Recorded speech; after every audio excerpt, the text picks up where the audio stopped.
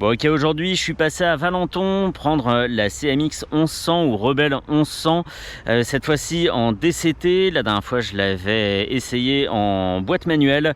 On va y aller tout de suite pour la fiche technique. À l'avant on a une jante de 18 pouces chaussée d'un Dunlop D428F en 130 de large, un disque de 330 mm avec un étrier 4 pistons, un réservoir qui contient 13,6 litres de carburant pour nourrir un bicylindre calé à 270 degrés. Il développe 1084 cm3 pour 88,4 chevaux à 7000 tours et 98 Nm de couple à 4750 tours.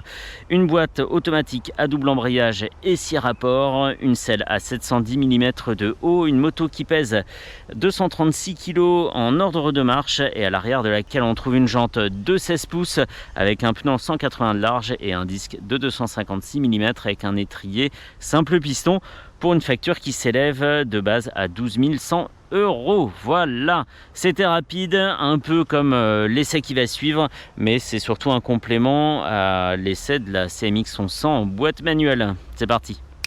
Très très jolie, hein, et comme ça à peine plus grosse que la CMX 500. Évidemment on voit le bloc qui déborde du cadre, mais c'est assez ça va, c'est assez compact. Par contre de mémoire il me semble qu'on est gêné à droite justement par le bloc qui dépasse. Donc les clés ici sur le côté, TFT de 5 pouces, parfait. On peut arrêter de chercher le levier d'embrayage. Ok, on fait D. Et moi je voudrais changer de mode donc sport. Il y en a 4, hein, c'est facile. Custom 1, Custom 2, standard, et je vais mettre en pluie moi pour avoir quelque chose d'un peu dégradé. Hop.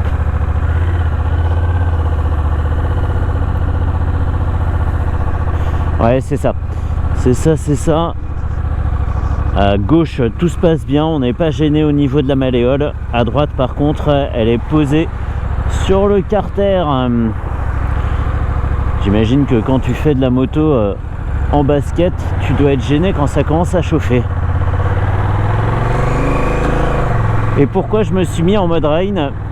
Pour essayer de cruiser le plus possible, essayer d'avoir la machine la plus douce possible. Donc là, dans ce mode là, on a le moins de puissance et le moins de frein moteur possible. D'ailleurs c'est pas rappelé sur l'écran, d'habitude on a des petits camemberts avec EB, TP, etc. Et moi je voudrais surtout aller le plus tranquillement possible.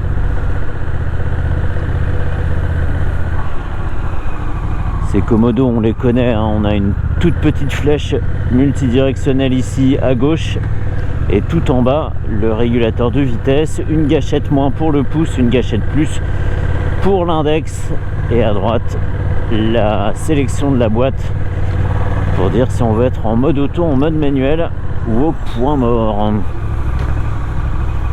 Ah en fait, ah ouais, c'est un travail des deux mains le régulateur de vitesse, enfin des deux mains, mais aujourd'hui à droite avec le pouce on dit qu'on veut activer le régulateur, bouton poussoir, et à gauche on le règle. Ok,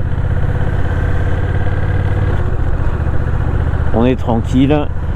Très très bon travail de la suspension, la selle est accueillante, elle a une forme de chips avec un petit sky à motif, c'est très joli. Bah là on le voit plus, hein. Il y a mes fesses dessus, mais c'est pas mal parce qu'on a rien qui dépasse du guidon en hauteur. Les rétros en bout de guidon sont comme ça sur les côtés évidemment. La seule chose disgracieuse c'est le frein de parking. C'est vraiment pas joli là, cette espèce de grosse poignée là. On dirait une attache de bottes de ski.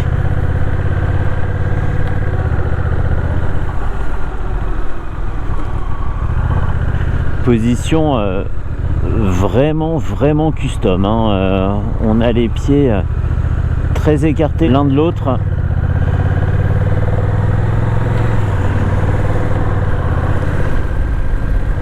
Impossible de serrer le réservoir, hein. Donc c'est bien, ça aère l'entrejambe, c'est cool. Oui, ça a été pensé par les ingénieurs comme ça, pour s'aérer l'entrejambe, c'est cool en été. un peu moins cool en hiver. Jusqu'à présent ça se passe bien. Si on repasse au neutre, on peut faire vroom vroom et on profite comme ça de l'échappement super profond, très agréable. Le démarrage tout en douceur et après quelques secondes seulement on cherche plus du tout le levier d'embrayage. C'est dire si la moto se comporte naturellement. Alors j'aurais bien aimé trouver la version touring, donc avec le fairing ou le tête de fourche si on préfère, et les deux valises, mais les concessionnaires ne décident pas toujours de ce qu'ils ont en démonstration, donc faut faire avec ce qu'on a. Je serais peut-être juste un petit peu moins protégé. Sans le tête de fourche, c'est pas très grave. Et pour finir avec la position, j'ai le dos plutôt droit. Je suis peut-être légèrement courbé comme ça, un peu amené vers l'avant. J'ai les bras tendus, les épaules, elles, détendues.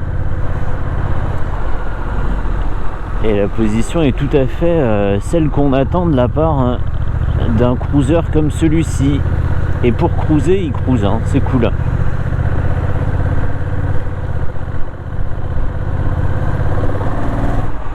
Même si je suis plus énergique avec la poignée de gaz, c'est pas violent pour autant, donc c'est bien.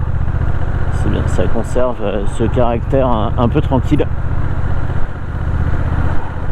Très reposant.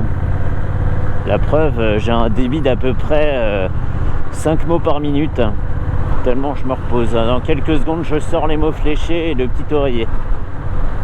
Et je vais changer de mode pour l'insertion sur la voie express.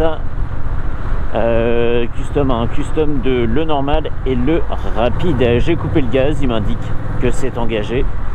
Il est effectivement plus virulent sur ces changements de rapport, hein. Il veut rester plus haut dans les tours et dès que ça retombe un peu trop à son goût, bam, rétrogradage.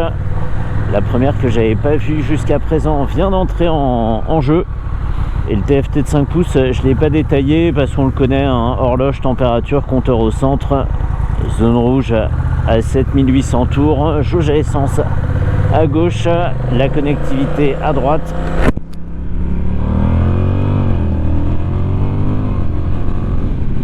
Et tout ça, on peut faire varier avec la petite flèche sur le commodo de gauche. Très bien, il reste en troisième à 90. Il a bien compris ce que je voulais faire. Et là, si je veux quand même passer un rapport 4, 5 et se poser en 6 à 3000 tours. Mais on peut aussi rétrograder. On va essayer de faire un kickdown, revenir en 3, c'est possible. Explosion. Ah, c'est pas lui qui va passer les vitesses, hein. Hop, on va se calmer ici. Tant qu'on a gaz ouvert, il monte et je suis pas allé voir à quel moment il claquait son rapport, donc c'est bien. Faut se méfier de l'eau qui dort. Et les autres usagers, je ferais bien de faire attention à ce custom Honda sous ces airs tranquilles.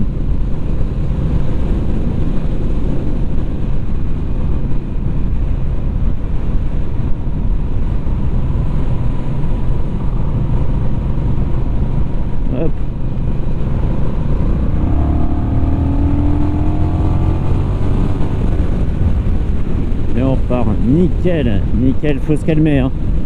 Parce que même avec ses 236 kg et ses 88 chevaux, la machine est super dynamique et si on ne surveille pas le compteur, on se rend vite hors la loi. Donc faut rester vigilant et ça se passera bien. Ouais, je suis un peu crispé des jambes, j'ai du mal à me détendre vraiment comme la moto le voudrait. Ça va finir par rentrer, hein. Tac. On est tranquille, là, je fais attention au rétro en bout de guidon. Mais ça va, le faux filage est encore possible.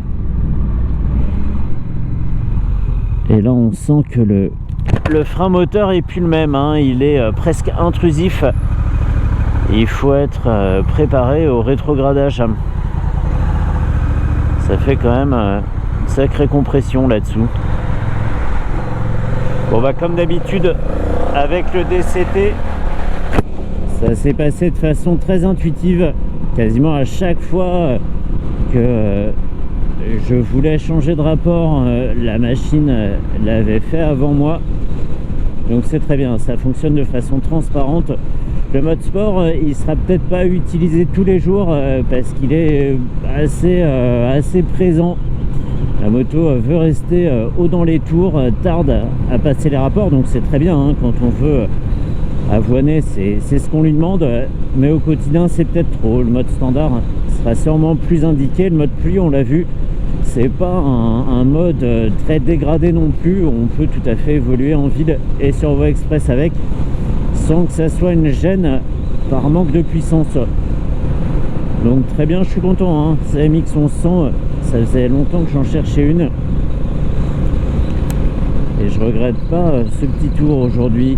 D'ailleurs merci à Nicolas chez Absolu Moto à Valenton pour le prêt de la machine. Je l'ai vu du coin de l'œil l'autre jour, il m'a dit que je pouvais partir avec.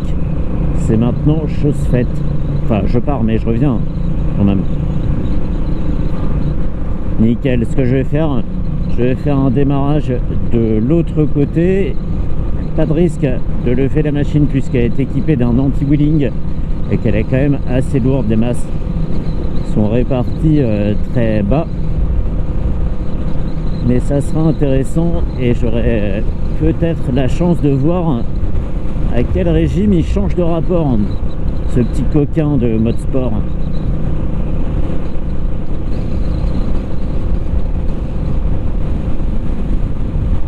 Je suis à combien de centimètres? Ah ouais, il y a de la marge là. Il y a de la marge avant de frotter. Il me reste encore 10 ou 15 cm sur un angle moyen. Donc ça va. Le freinage arrière est juste comme il faut. Il est dans la moyenne. Et c'est très bien. Le freinage avant, lui, est très performant avec très peu de course morte sur le levier. En même temps, un disque de 330 avec un étrier de 4 pistons. On s'attendait pas à autre chose, mais il fonctionne très très bien et le feeling est bon sur le levier aussi. Et quand on passe au neutre, on sent la machine qui se relâche. C'est marrant hein, elle est toujours un petit peu en prise et là elle est prête à bondir.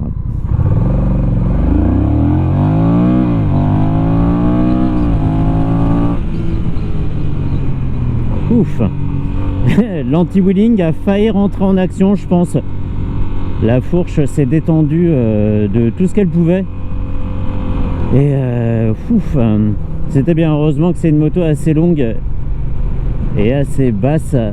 Parce que poignée dans l'angle comme ça, je le ferais pas sur n'importe quelle machine non plus. Et bah, j'étais tellement concentré que j'ai même pas vu à quel régime elle avait passé la seconde. Mais c'était intéressant, en sensation c'était top et normalement si j'ai bien fait mon boulot, j'ai marqué en combien de secondes on est passé de 0 à 100. Très bien, très bien. Bon voilà, petite vidéo rapide sur la CMX 1100 en mode DCT, puisque la dernière fois que j'avais essayé c'était une boîte manuelle. Je peux rentrer à Valenton tranquillement, c'est un petit tour sous le soleil très agréable. Et pour cruiser, elle a cruisé, c'est bien, elle a même power cruisé.